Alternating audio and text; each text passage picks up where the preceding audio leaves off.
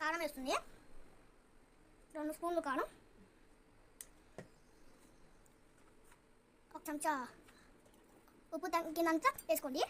గిన్నె పెట్టుకున్నాము, నూనె వేసుకున్నాము, 2 స్పూన్లు నూనె, తాలింపు గింజలు వేసుకుంటున్నాం 2 స్పూన్స్, చిటికెల పసుపు వేస్తుంది మమ్మీ 1 స్పూను. తర్వాత కలుపుకోవాలి. కలుపుకి మీరు నచ్చిన పులిహోర ఏమి వేసుకున్నా ఏం కాదు, తినొచ్చు.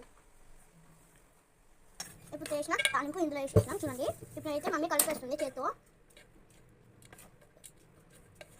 స్పీడ్ పెట్టి బాగుంది. కానీ నేను కూడా కారం ఉప్పు ట్రై చేస్తే